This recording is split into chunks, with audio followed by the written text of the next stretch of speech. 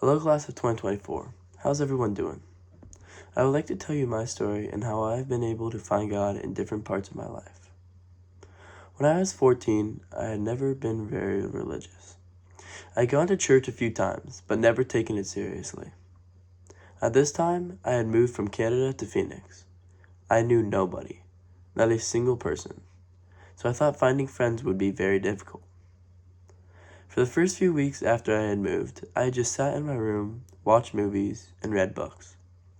Luckily for me, I had enrolled at Brophy. I felt like I had joined a new community. Not just any community, but a community where God is put first. One where God and religion is of utmost importance. I felt like I had a second family.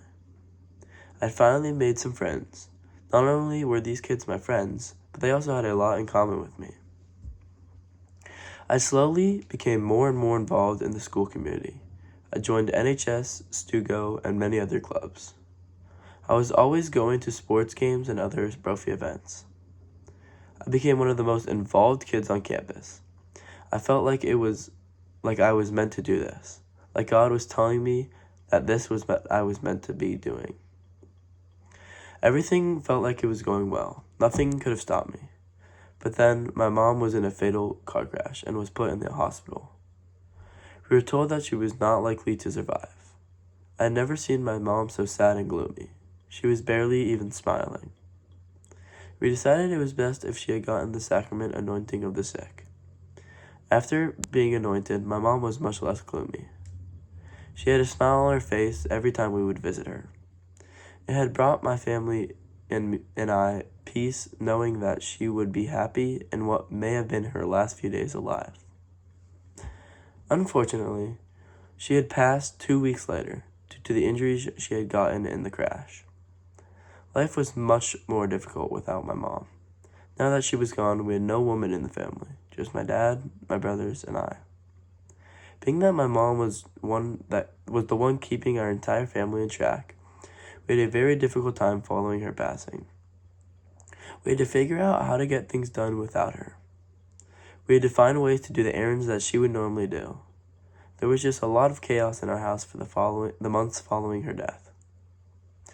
Fast forward 6 years.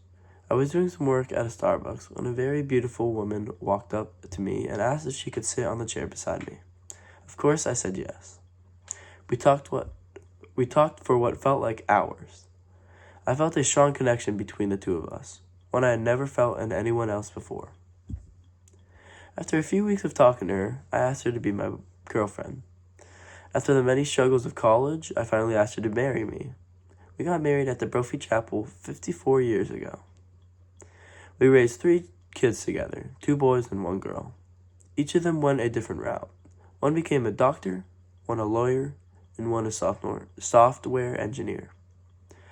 While parenting them, we had taught them many lessons, but the one we found most important for them was to understand the importance of religion.